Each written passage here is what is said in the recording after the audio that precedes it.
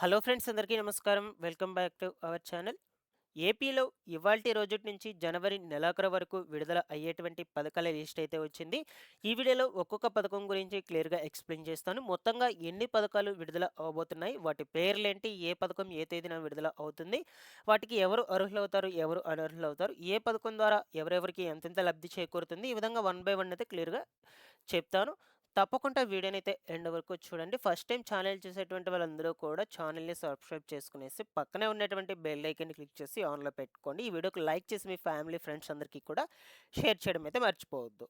ఒకసారి టెలిగ్రామ్ ఛానల్‌ని కూడా విజిట్ చేయండి. మన టెలిగ్రామ్ ఛానల్‌లో కూడా పథకాలకు సంబంధించి ఇన్ఫర్మేషన్ మొత్తం కూడా అప్డేట్ చేస్తూ ఉంటాను. డిస్క్రిప్షన్‌లో అయితే లింక్ పెట్టినాను. ఒకసారి చెక్‌ఔట్ చేయండి. లేట్ చేయకుండా టాపిక్‌లోకి గనుక వచ్చేసినట్లయితే, ఏపీలో ఇవాల్టి రోజుటి నుంచి జనవరి నెలాఖరు వరకు విడుదల అయ్యేటువంటి పథకాల లిస్ట్ అయితే వచ్చింది. వన్ బై వన్ అయితే క్లియర్‌గా ఒక్కొక్క పథకం గురించి అయితే డిస్కస్ చేసుకుందాం. ఇక మొట్టమొదటిగా మనకు కేంద్ర ప్రభుత్వం, అలాగే ఏపీ రాష్ట్ర ప్రభుత్వం, ఈ రెండిటి ఆధ్వర్యంలో ఈ ప్రధానమంత్రి ఆవాస్ యోజన గ్రామీణ్ విభాగానికి కింద గత సంవత్సరం డిసెంబర్ 31 వరకు దరఖాస్తులు అయ్యేటువంటివి జరిగాయి. సో, అప్పటిలోపల ఎవరైతే దరఖాస్తులు పెట్టుకున్నారో వాళ్ళకు సంబంధించిన డేటా మొత్తం కూడా మనకు ఈ యొక్క సెంట్రల్ గవర్నమెంట్ ఆధ్వర్యంలో ఉన్నటువంటి గృహ నిర్మాణ శాఖ అధికారులకు పంపడం జరిగింది. సో, వాళ్ళు మనకు 1 తారీఖు నుంచి 15 తారీఖు వరకైతే వెరిఫికేషన్స్ చేశారు. నేను ఆల్రెడీ ప్రీవియస్ వీడియోస్‌లో కూడా చెప్పాను. ఈ 15 తారీఖు పైన ప్రధానమంత్రి ఆవాస్ యోజన గ్రామీణ విభాగానికి సంబంధించి దరఖాస్తులు చేసుకున్నటువంటి వాళ్ళకి ఫైనల్ లిస్టులు విడుదల చేయబోతారని. అది కూడా 15 తారీఖు పైన అని. సో, అలాగే మనకు 1 తారీఖు నుంచి 15 తారీఖు వరకు అధికారులు వెరిఫికేషన్స్ అనేటువంటివి చేశారు.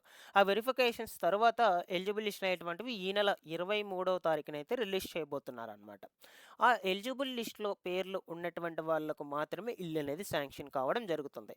సో, మీరు గనుక ఇల్లు మేము కట్టుకోలేము, ప్రభుత్వాన్ని కట్టమంటే దానికి తగినటువంటి ఆర్థిక సహాయం కిందే మీకు ఇల్లునేది నిర్మించి ఇవ్వటం జరుగుతుంది. ఓకేనా? రూ. 2,40,000 అయితే వస్తుంది ఆర్థిక సహాయం. అది మనకు కేంద్ర, రాష్ట్ర ప్రభుత్వాలు రెండూ కలుపుకొని ఇవ్వటం జరుగుతుందనమాట. లేదు మీరు కట్టుకుంటామన్నా కూడా మీ స్థలంలో ఏ స్థలం అయితే చూపించి మీరు అప్లికేషన్స్ పెట్టుకో ఉంటారో, ఆ స్థలంలో మీరు కట్టుకోవాలన్నా మీకు ఆర్థిక సహాయం అనేది విడతల వారీగా మీ బ్యాంక్ అకౌంట్‌లకైతే రిలీజ్ చేయడం జరుగుతుంది. ఓకేనా? ఇది PMAY Grameen 2.0. Already PMAY Grameen 1.0 కింద చాలామంది కూడా ఇల్లు అనేటువంటివి నిర్మాణ పనులు స్టార్ట్ ఉన్నారు. వాళ్ళకి బిల్లులు కూడా పడుతున్నాయి. కొంతమందికి పడుతున్నాయి. కొంతమందికి పెండింగ్‌లోనే ఉన్నాయన్నమాట. ఇంకా పడలేదు. చాలామంది కూడా అడుగుతూ ఉన్నారు.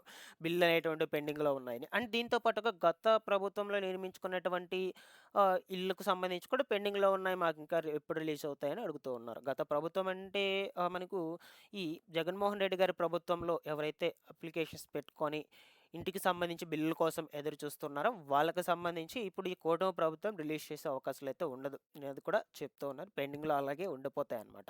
ఎందుకంటే ప్రభుత్వం చేంజ్ అయిపోయింది కాబట్టి. బట్ మనకు రిలీజ్ చేస్తామని చెప్పారు స్టార్టింగ్‌లో ప్రభుత్వం వచ్చే ముందు. బట్ మనకి ఇంతవరకు కూడా అవి అలాగే పెండింగ్‌లోనే ఉన్నాయి. వాటిని ఎవ్వరు కూడా పట్టించుకోవడం లేదు. నా అభిప్రాయం ప్రకారం చెప్తున్నాను. అవైతే రిలీజ్ కావన్నమాట. ఓకేనా? సో, ఇక ఇప్పుడు ప్రస్తుతం ఈ ప్రభుత్వం తరహాలో జరిగినటువంటి కేంద్ర ప్రభుత్వం కావచ్చు, ఈ ఈ కుటుంబ ప్రభుత్వం. ఓకేనా? ఈ ప్రభుత్వ తరహాలో జరిగినటువంటి బిల్లులు మాత్రమే మీకు రిలీజ్ చేస్తారు పెండింగ్‌లో ఉన్నటువంటి వాటిని.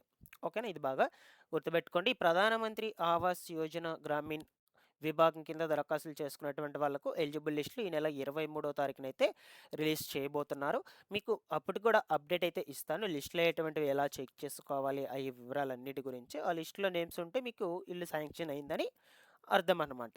మీకేమన్నా ఫైనల్‌గా డౌట్స్ ఉన్నా కూడా కామెంట్ సెక్షన్‌లో అడగండి. ఇకపోతే రాష్ట్ర ప్రభుత్వం ఇచ్చేటువంటి 2, 3 సెంట్ల ఇళ్ల స్థలాలకు సంబంధించి ప్రస్తుతం గ్రామ వార్డు సచివాలయాల్లో దరఖాస్తులనేటివి జరుగుతూ ఉన్నాయన్నమాట. సో, మీరొకసారి గ్రామ వార్డు సచివాలయంకి వెళ్లి అక్కడ ఇంజినీరింగ్ అసిస్టెంట్ అధికారి అయితే ఉంటాడో, ఆ అధికారిని సంప్రదించి ఒకసారి దరఖాస్తులనేటువంటివి పెట్టుకోండి. ఇళ్ల స్థలాలు లేనటువంటి వాళ్ళందరూ కూడా. చాలామంది కూడా ఎదురు చూస్తూ ఉన్నారు ఈ ఇంటి స్థలాలకు సంబంధించి కూడా. ఓకేనా? సో, ఇవండి ఫైనల్‌గా మనకు మొదటి పథకం వచ్చేసి. నెక్స్టు ఇంకొకటి మనకు రాష్ట్రంలో కొత్త పెన్షన్ల కోసం చాలామంది కూడా ఎదురు చూస్తూ ఉన్నారనమాట. సో, రీసెంట్‌గా నేను చెప్పాను. ఒక చాలా వీడియోస్‌లో చెప్పాను. ఏమని జిల్లాకు 200 పెన్షన్ల చొప్పున రాష్ట్రం మొత్తంగా 5,600 మందికి పర్టిక్యులర్‌గా ఈ కేటగిరీ అంటే ఎవరెవరు దీర్ఘకాలిక వ్యాధిగ్రస్తులు, అలాగే క్యాన్సర్ రోగులు, వికలాంగులు ఈ కేటగిరీకి చెందినటువంటి వాళ్ళకు మాత్రమే అవకాశం కల్పించబోతున్నారు అనని. సో, మీకు ఈ పెన్షన్‌లకు సంబంధించి దరఖాస్తులు ఎప్పుడు స్టార్ట్ అవుతాయని చాలామంది కూడా అడుగుతూ ఉన్నారు. ఈ 3 కేటగిరీ వాళ్ళైనా కూడా. అసలు మనకు ప్రస్తుతము ప్రభుత్వం నుంచి ప్రొసీడింగ్స్ అనేటువంటివి ఇంకా రాలేదు. మీకు ప్రొసీడింగ్స్ వస్తేనే ఈ కొత్త పెన్షన్‌లకు సంబంధించి దరఖాస్తులనేటువంటివి మొదలవుతాయి. లేదంటే ఈ ప్రొసీడింగ్స్ రానట్లయితే స్టార్ట్ అయితే కావన్నమాట. ఒకవేళ మనకు ఈ నెల 25, 26 తారీఖుల లోపల గనక వచ్చేసినట్లయితే ప్రభుత్వం నుంచి ప్రొసీడింగ్స్ ఈ దరఖాస్తులు ప్రారంభించండి అనని మనకు ఈ నెల 28, 29 ఆ తారీఖుల నుంచైతే అప్లికేషన్ స్టార్ట్ అయిపోతాయి. లేదు మనకు ఫిబ్రవరి నెల మొదటి వారంలో వచ్చినా సరే, దాని తర్వాత ఫిబ్రవరి నెలలోనే అప్లికేషన్స్ అనేటువంటివి స్టార్ట్ అయ్యే అవకాశాలైతే ఉండొచ్చు. సో, నేను ఆల్రెడీ ప్రీవియస్ వీడియోస్‌లో క్లియర్‌గా చెప్పున్నాను మొత్తం. అప్లికేషన్ విధానం ఏంటి? ఎవరు అర్హులవుతారు? ఎవరు అనర్హులవుతారు? ఎవరెవరకు ఏ రకమైనటువంటి పెన్షన్ వస్తుంది? ఈ వివరాలన్నింటి గురించి. ఈ 3 కేటగిరీకి చెందినటువంటి వాళ్ళు.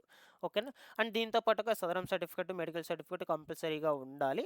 ఆ సదరం సర్టిఫికేట్‌లో 40% అబోవ్ ఉండాలి మీకు. అప్పుడే మీరు ఇప్పుడు అప్లై చేసుకోవడానికి ఎలిజిబుల్ అయితే అవుతారు.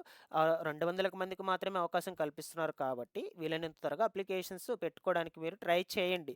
ఆ డాక్యుమెంట్స్ అన్నిటిని కూడా రెడీగా చేసి పెట్టుకొని. నేను చెప్పున్నాను ఆల్రెడీ ప్రీవియస్ వీడియోస్‌లో డాక్యుమెంట్స్ అన్నిటి గురించి. ఓకేనా? ఏమైనా డౌట్స్ ఉన్నా కూడా కామెంట్ సెక్షన్‌లో అడగండి. ఒకసారి ప్రీవియస్ వీడియోస్‌ని కూడా చూడండి. ఫైనల్‌గా వచ్చేసి ఇవన్నీ కొత్త పెన్షన్‌ల దరఖాస్తులు అనేటువంటివి మొదలు అవుతాయి. స్టార్ట్ అవుతాయి. ఈ నెలాఖరులో అయినా లేదంటే మనకు ఫిబ్రవరి నెల మొదటి వారంలో అయినా సరే. ప్రొసీడింగ్స్ వస్తేనే అది కూడా నేను ఎప్పటికప్పుడు అప్డేట్ అనేదైతే అందజేస్తూ ఉంటాను. నెక్స్ట్ ఈ నెల 31 తారీఖున ఫిబ్రవరి నెల పెన్షన్స్ అనేటువంటివైతే పంపిణీ కాబోతున్నాయి. యాక్చువల్‌గా మనకు ఫిబ్రవరి నెల పెన్షన్స్ ఎప్పుడెప్పుడు పంపిణీ చేయాలి? 1, 2 తారీఖుల్లో పంపిణీ చేయాలన్నమాట.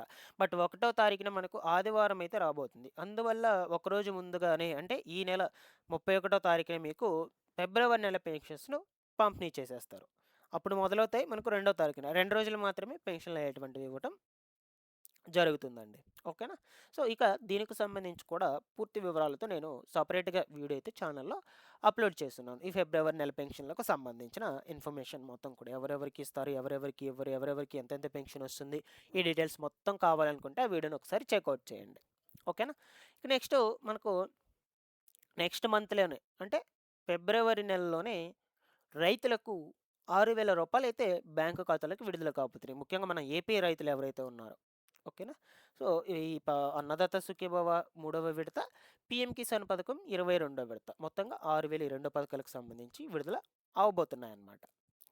అయితే ఈ 2 పథకాలకు సంబంధించిన అమౌంట్స్ అనేటువంటివి ముందుగా ఏ బ్యాంక్ అకౌంట్ కలిగినటువంటి వాళ్ళకైతే విడుదలవుతాయి అంటే, మీరిచ్చినటువంటి బ్యాంక్ ఖాతా ఏదైతే ఉంటుందో, ఆ బ్యాంక్ ఖాతా అనేది యాక్టివ్‌లో ఉండాలి ఫస్ట్ ఆఫ్ ఆల్. అండ్ దీంతో పాటుగా ఎన్‌పీసీఐ లింక్ ఉండాలి. నెక్స్ట్ వచ్చేసి ఈకేవైసీ అప్డేట్ అనేది ఉండాలనమాట. ఓకేనా? మెయిన్‌గా వచ్చేసి కేంద్ర ప్రభుత్వం ఒక కొత్త రూల్ అయితే తీసుకొచ్చింది ఇప్పుడు. అదేంటి అంటే ఈ రైతు కార్డ్ అనేది ఖచ్చితంగా ఉండాలి. ఓకేనా? రైతు రిజిస్ట్రేషన్ నంబర్. ఓకేనా? సో, ఈ నంబర్ అనేది మీ దగ్గర ఖచ్చితంగా అయితే ఉండాలి. మీ దగ్గర లేకపోయినట్లయితే, మీరు రిజిస్ట్రేషన్ చేసుకోకపోయినట్లయితే మీకు పీఎం కిసాన్ నిధులు రావు. పీఎం కిసాన్ నిధులు రాకపోతే అన్నదాత సుఖీభవ నిధులు కూడా రావు. ఇప్పుడు మ్యాండేటరీ చేసింది మనకు. మీరు గనక చేసుకోవాలనుకుంటే మీ సంబంధిత వ్యవసాయ కార్యాలయాలకు వెళ్లి చేసుకోవచ్చు. మీ దగ్గరలో ఉన్నటువంటి కార్యాలయాలకు. లేదంటే పీఎం కిసాన్ వెబ్‌సైట్‌లో కూడా చేసుకోవచ్చనమాట. ఇక్కడ న్యూ ఫార్మర్ రిజిస్ట్రేషన్ ఉంది కదా! ఇక్కడ న్యూ ఫార్మర్ రిజిస్ట్రేషన్ మీద క్లిక్ చేసినట్లయితే అక్కడ మీకు మీ యొక్క ఆధార్ నంబరు అవన్నీ కూడా అడుగుతుంది. ఆధార్ నంబర్ ఎంటర్ చేసినట్లయితే లింక్ అయినటువంటి మొబైల్ నంబర్‌కైతే ఓటీపీ వెళ్తుంది. ఆ ఓటీపీ ఎంటర్ చేసినట్లయితే మీకు ఈ యొక్క ఫార్మర్ ఐడీ రిజిస్ట్రేషన్ నంబర్ అయితే మీ మొబైల్ ఫోన్‌కే మెసేజ్ రావడం జరుగుతుంది. అది ఖచ్చితంగా రిజిస్ట్రేషన్ అయి ఉండాలి. ఆ ఐడీ ఖచ్చితంగా ఉండాలనమాట. ఈ ఐడీ ఉంటేనే మీకు అమౌంట్ అనేది పడడం జరుగుతుంది. ఇవన్నీ ఫైనల్‌గా మనకు పథకాలనేటువంటివి మీకు ముందు ముందు రోజుల్లో ఏమైనా చేంజెస్ జరిగినా అప్డేట్ అనేది అయితే అందజేస్తూ ఉంటాను. Thanks for watching this one.